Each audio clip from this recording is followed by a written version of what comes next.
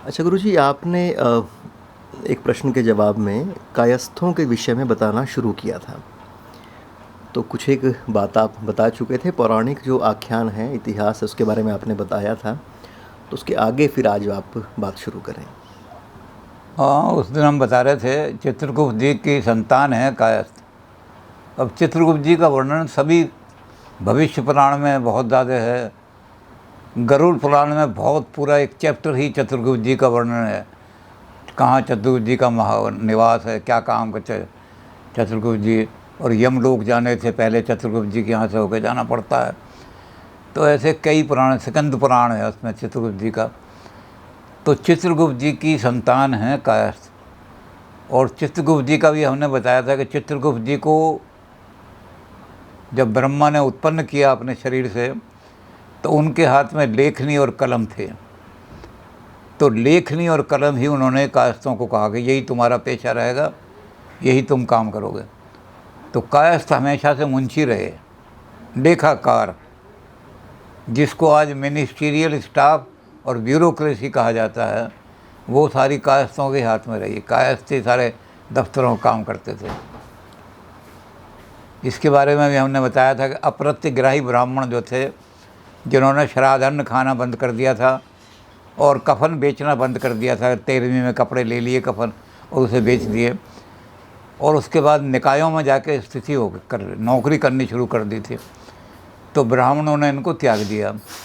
जो पैसा लेकर के और नौकरी सेवा करता है वो ब्राह्मण नहीं है, शूद्र है।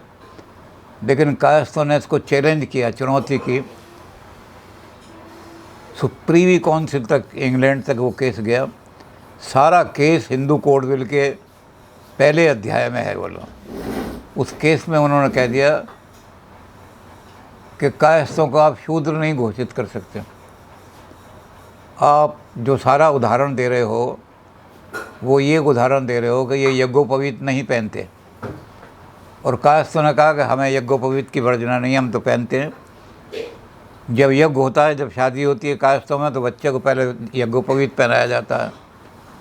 तो इसलिए हमारे पास कोई वर्जना शास्त्र में नहीं है, इसलिए हम शूद्र नहीं बन सकते। तो कायस्थ जो थे वो ब्राह्मणों में से निकले। ब्राह्मणों ने निष्कासित किया, लेकिन ब्राह्मण उनको नीचे गिराना चाहते थे। इन्होंने कलम और दवात हाथ में ले लिया। अब चित्रगुप्त जी की जो है 2 जगह शादी हुई थी, विवाह हुआ था। एक तो बहुत बड़े ऊंचे ऋषि थे, सुशर्मा ऋषि। सुशर्मा ऋषि ने अपनी कन्या यमराज के कहने से और चित्रगुप्त जी को ब्याह दी थी। एरावती उसका नाम था। तो जब उन्होंने देखा कि ये कन्या इसको ब्याह दी गई है, तो भगवान शंकर ने आकर के, और सूर्य देव मुनि थे, उनकी पौत्री जो थी नंदिनी, वो इसकी सहेली थी एरावती की, उन्होंने नंदिनी का विवाह भी चित्रगुप्त जी के साथ कर दिया। तो चित्रगुप्त जी की 2 पत्नियां थीं। एक एरावती जो कि सुशर्मा ऋषि की कन्या थी, और एक ही सूर्यदेव मुनि जो थे। बहुत सारे पुराणों में तो उनको सूर्यदेव ही लिख दिया कि सूर्य की पुत्री थी। वो सूर्य की पुत्री नहीं थी, एक ऋषि थे वो सूर्यदेव। सूर्यदेव ऋषि जो थे उनकी पौत्री थी वो इसकी सहेली थी एरावती की। तो ये इसकी शादी थी। तो 2 शादियाँ हुई। उन 2 शादियों से 12 पुत्र पैदा हुए। पहले चित्रगुप्त जी को भी पृथ्वी पर भेजा था इन ऋषियों की कन्याओं की, तुम पृथ्वी पर जाके और वहाँ मेरी जो सृष्टि है इसकी वृद्धि करो, संतान उत्पन्न करके, और इसकी वृद्धि करके संसार में जब वो चारों तरफ फैल जाएं, तब तुम लौट करके यहाँ अपना आसन यमलोक में संभाल लेना। तो चित्रगुप्त जी ने 12 पुत्र पैदा किए, उनको अलग अलग जगह भेज दिया। जो एरावती थीं, जो बड़ी थीं, उनके 8 पुत्र पैदा हुए। माथुर, सक्सेना, भटनागर, निगम, अम्बष्ठ, कुलश्रेष्ठ, गौड़, करण का इस तरह 8 बच्चे उनके हुए। अब ये 8 बच्चों के भी आगे संतानें हुई, और जो छोटी वाली थी उनके 4 बच्चे हुए। अस्थाना, श्रीवास्तव, वाल्मीकि और सूरजध्वज, 4 बच्चे उनके हुए। ये 12 ही बच्चों की संतानें सारे कायस्थों में हैं। अब अलग अलग जगह इनको भेज दिया गया, क्योंकि उन्होंने कहा था सारी सृष्टि पैदा करके। श्रीवास्तव जो थे उनको श्रीवस्ती में भेज दिया गया कि तुम वहाँ जा कर के सारा दफ्तरों का काम, जितने निकाय हैं तुमका। जो माथुर थे उनको मथुरा के आसपास सारा भेज दिया गया। आज भी माथुर मथुरा के आसपास ज़्यादा हैं। तो इस तरह से अलग अलग जगह उनको बांट दी गई, लेकिन सारे काम जो है काश तो मुंशीगिरी के ही करते रहे। लेखा काम करना, दफ्तरों का काम सारी जगह। और सारे शास्त्रों में यही मिलता है। पटवारी तो खारिज, जो रेवेन्यू ऑफिसर थे, वो यानी जिनको पटवारी कहते हैं, पटवारी तो सारे ही कायस्थ होते थे। कायस्थ माने जो निकाय में आश्रित होकर रेवेन्यू का काम देखता है, लगान का काम देखता है, तो निकाय में काम करता है। और निगमों में काम करता है, बहुत सारे निगम, काउंसिल ये जो होती है नगर निगम और फलाने में। तो निगमों में और निकायों में कायस्थों ने बहुत काम किया। ये कायस्थों की संतानें सारी आज चल रही हैं। इनके फिर और छोटे हिस्से हो गए। कर्ण कायस्थों को बिहार में भेज दिया, बिहार में बहुत सारे कायस्थ हो गए। जो गौड़ कायस्थ थे, जो गौड़ थे, उन्होंने अपना नाम बदल लिया। गुजरात के अंदर और महाराष्ट्र के अंदर प्रभु नाम के जो जाति है वो गौड़ों का ही है। तो वहाँ जाके ये कहने लगे, प्रभु कहलाने लगे ये जो थे। जब ये बंगाल के अंदर गए, बंगाल में ब्राह्मणों से दुगने कायस्थ हैं। जितने जैसे उत्तर प्रदेश में हैं कि कायस्थ ब्राह्मणों का 5वां हिस्सा है। यूपी में जितनी ब्राह्मणों की पॉपुलेशन है उसका 1/5 कायस्थ हैं। लेकिन बंगाल में बिल्कुल इसका उल्टा है। बंगाल में कायस्थों की संख्या ज़्यादा है और ब्राह्मण उनसे आधे हैं बंगाल के। क्योंकि कायस्थ सारे ब्राह्मण, जो बंगाल का राज्य था दूर तक फैला हुआ था, वहाँ सारे जितने भी अफसर थे सब कायस्थ ही थे। कन्नौज से उसने, बंगाल के राजा ने कहा कि अच्छे विद्वान पढ़े लिखे लोग मेरे यहाँ राजकाज संभालने के लिए भेजो। तो ये जो थे, जब ये वहाँ पहुँचे, कर्ण कायस्थ और सूरजध्वज कायस्थ, तो यहाँ बंगाल के हिस्सों में बट गए। तो 4 का बंगाल में इनके 4 हो गए, बोस, घोष, दत्त और मैत्रा। और यही लोग जब उड़ीसा की तरफ गए, कर्ण कायस्थ तो उड़ीसा में गए, तो इनका एक हिस्सा उड़ीसा में मोहंती नाम से प्रसिद्ध हो गया। उनका एक पुत्र मोहंती था, उड़ीसा में मोहंती नाम से माने जाते हैं। गुजरात में प्रभु के नाम से जाने जाते हैं। बंगाल में घोष, बोस, दत्त और मैत्रा इस नाम से। तो ये कायस्थों ने सारी भूमि को, जैसे चित्रगुप्त को आज्ञा दी थी कि 100 अपनी संतान से सारी भूमि को आच्छित करके और तुम स्वर्गलोक में आके कलमदवात का काम संभाल लो। तो चित्रगुप्त जी वहीं बैठे हुए हैं, अपना काम संभाले हुए सारे दुनिया का। इतिहास में भी यही है कि कायस्थ लोग जो हैं वो सबसे ज़्यादा एजुकेटेड कम्युनिटी अगर हिंदुस्तान में है तो कायस्थ हैं। इतिहास वालों ने, बड़े बड़े इतिहास वालों ने इस बात को माना है। दिल्ली यूनिवर्सिटी के जो हेड थे, बहुत ऊंचे इतिहासज्ञ हैं, दुनिया में उनका बहुत ऊंचा नाम है। और वो इंडियन काउंसिल ऑफ के जो हेड थे हबीब, उनके बहुत निकट रहे वो सारे हिंदुस्तान में, SR शर्मा। तो SR शर्मा ने अपनी किताब में लिखा है कि कायस्थ मोस्ट एजुकेटेड कम्युनिटी है इंडिया की। तो उन्होंने लिखा कि जब, और मोस्ट प्रोग्रेसिव कम्युनिटी है, सिविलाइजेशन के हिसाब से सबसे ज़्यादा कल्चर्ड और सिविलाइज लोग जो मिलेंगे वो कायस्थ से मिलेंगे। कायस्थों के घरों में जो सारे मिलेंगी चीज़ें वो ऐसी मिलेंगी कि बिल्कुल जहाँ मिलेगा पूरा सभ्य घर, जैसे बड़ा प्रोग्रेसिव घर है। तो उन्होंने कहा ये लोग शिक्षा के क्षेत्र में इसलिए प्रोग्रेसिव रहे कि जब मुसलमानों का हिंदुस्तान में ज़माना आया तो मुसलमानों ने क्या किया, एकदम संस्कृत हटा दी और पर्शियन को राजकाज की लैंग्वेज बना दिया। तो ब्राह्मण जो थे उन्होंने पर्शियन का बहिष्कार कर दिया, मुसलमानों की लैंग्वेज है ये। लेकिन कायस्थों ने कहा कि अगर बड़ी बड़ी पोजीशनें हासिल करनी है, वज़ीर बनना है, मंत्री बनना है, अमात्य बनना है, दफ्तर के अंदर IAS ऑफिसर की तरह कोई बड़ा ऑफिसर बनना है, तो पर्शियन पढ़नी पड़ेगी। तो कायस्थों ने बड़े बड़े पर्शियन के विद्वान पैदा किए और सारे मुग़ल दरबार में और रियासतों में, लखनऊ का बहुत बड़ा रियासत था।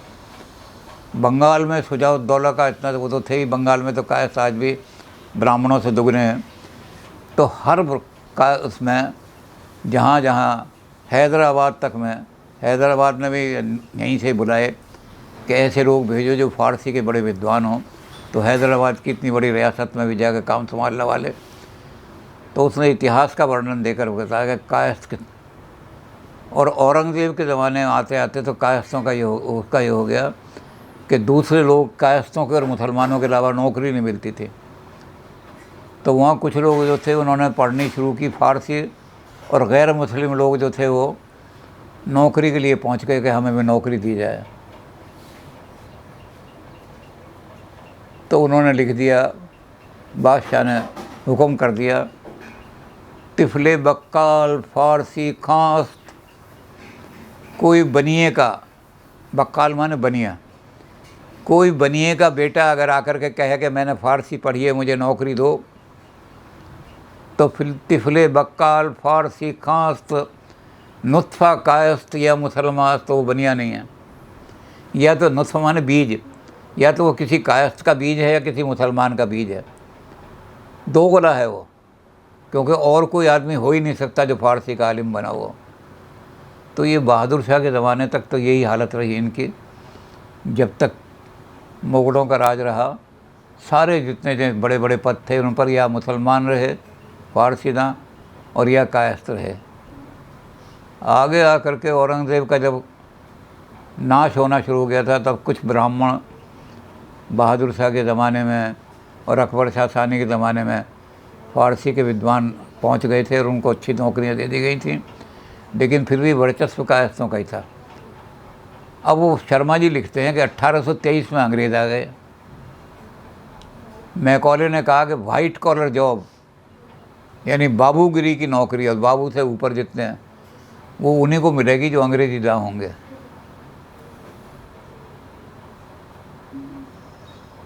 अंग्रेज़ी पढ़ो तब तो आपको नौकरी मिलेगी, क्योंकि सरकारी कामकाज की भाषा वो बना दी। तो कायस्थों ने एकदम अंग्रेज़ी पढ़नी शुरू कर दी। कायस्थों के घर की औरतें भी अंग्रेज़ी पढ़ने के लिए जाने लगीं। तो ब्राह्मण सभा ने, अखिल भारतीय ब्राह्मण सभा ने एक रेजोल्यूशन पास कर दिया कि जो अंग्रेज़ी स्कूलों में जाकर के अंग्रेज़ी पढ़ेंगी औरतें, उनको क्रिस्तान घोषित कर दिया जाएगा, हिंदू धर्म से निकाल दिया जाएगा। तो कायस्थों ने चुनौती स्वीकार की, उन्होंने निकाल दो हमें हिंदू धर्म से, लेकिन हम अंग्रेज़ी पढ़ेंगे और अंग्रेज़ी पढ़ के ऊँचे ऊँचे पद प्राप्त करेंगे। दिक्कत पड़ गई महादेव गोविंद रानाडू जी को। वो अपनी लड़की को चाहते थे कि वह विदेश में जाकर के एक अच्छी शिक्षा, मेडिकल साइंस वगैरह पढ़ के आए। यहाँ अंग्रेज़ी में पढ़ाऊँगा तो ब्राह्मण वही कर देंगे, तुम क्रिस्तान हो गए इसलिए निकाल दो। तो उन्होंने अपना एक अलग स्कूल अपने पैसे से खुलवाया और उसमें हिंदू टीचर रखे जो अंग्रेज़ी पढ़ाने वाले थे। एक भी क्रिश्चियन टीचर नहीं। आज वो बहुत बड़ी यूनिवर्सिटी बन गई है, NSD university, women university Bombay की। तो महादेव जी गोविंद राणा जी पहले ब्राह्मण थे जिन्होंने अपनी लड़की को अंग्रेज़ी शिक्षा दिलाई। 1884 में ब्राह्मणों की आँख खुली कि बड़े बड़े पदों पर तो ये कास्ट छा गए। इनकी घर की औरतें जो हैं बड़ी विद्वान बन गईं। तो ब्राह्मणों ने पाबंदी हटा ली। तो SR शर्मा लिखते हैं कि जब तक ब्राह्मणों ने अपने बच्चों को अंग्रेज़ी पढ़ानी शुरू की, तब तक कायस्थों की 3 पीढ़ियाँ अंग्रेज़ी पढ़ चुकी थीं। अंग्रेज़ी पढ़ करके इनके घर की औरतें भी वेल क्वालिफाइड हो गई थी सारी की सारे। लेकिन सबसे बड़ी बात कहा कि कायस्थों ने अंग्रेज़ी पढ़ने के बाद भी वेस्टर्न सिविलाइजेशन नहीं अपनाई। उसने कंडेम भी किया है उन लोगों को जिन्होंने अंग्रेज़ी पढ़ने के बाद अपनी वेशभूषा ही बदल दी। कोई जीन्स पहनने लगी औरतें, कोई कुछ पहनने लगी।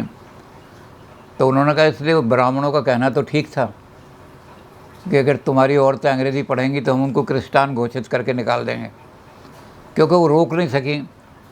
तो उसने कहा it is only caste families जहाँ औरतों ने अपनी भारतीय ड्रेस, भारतीय परंपराएं, भारतीय तीज त्यौहार कायम रखे और फिर भी अंग्रेज़ी पढ़ी, तो बड़ी प्रोग्रेसिव जाति है।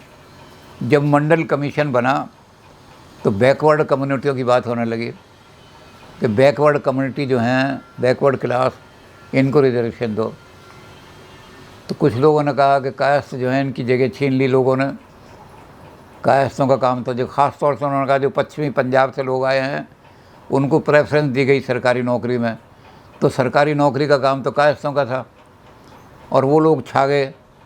तो कायस्थों को चाहिए अपने आप को बैकवर्ड घोषित करा लें और रिजर्वेशन कर लें।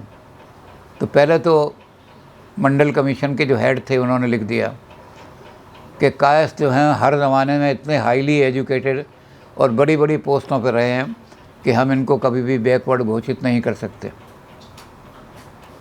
फिर कायस्थ सभा, अखिल भारतीय कायस्थ सभा ने भी कहा कि लोग पैसे के लालच में अपने आप को नीच घोषित कर रहे हैं। कहते जो लोग ऐसे हैं जो बड़े अच्छे लोग हैं, सब हैं, संपन्न हैं, पैसा भी कमा रहे हैं, वो भी अपने आप को बैकवर्ड घोषित कर रहे हैं। लेकिन कायस्थ कौम ये है कि पैसे के लिए नीचे नहीं गिर सकती। हम अपने आप को बैकवर्ड नहीं घोषित कराएंगे। तो कायस्थों ने उस समय भी अपने आप को बैकवर्ड घोषित कराने के लिए बात भी नहीं की। और इधर मंडल कमीशन ने भी कह दिया कि हाईली एजुकेटेड लेडीज़ जो हैं, ख़ास तौर से वो कायस्थों की लेडीज़ बहुत ही हाईली एजुकेटेड मिलती हैं, तो हम इनको कभी बैकवर्ड कैसे मानेंगे। अब यहाँ तो इस बात पे झगड़ा हो गया था, लेकिन वो कटु बात है, उसको सुनाने की बात नहीं है। कटु बात पे बड़ा झगड़ा हो गया था ऐसी बात पर, क्योंकि यहाँ के आदमियों को पता नहीं कि भाई हरियाणा में कायस्थ जो है, भटनागर कायस्थ तो हैं हरियाणा, पंजाब में तो कायस्थ होते ही नहीं। तो वो तो समझते थे कायस्थ कोई बैकवर्ड कम्युनिस्ट है, लेकिन इन्होंने मंडल कमीशन ने क्लियर लिख दिया कि कायस्थ कभी बैकवर्ड नहीं हो सकते, इसलिए इनको हम बैकवर्ड कम्युनिटी नहीं बोलते। तो इस तरह से कायस्थों का जो सारा इतिहास है बड़ा गौरवशाली इतिहास रहा है।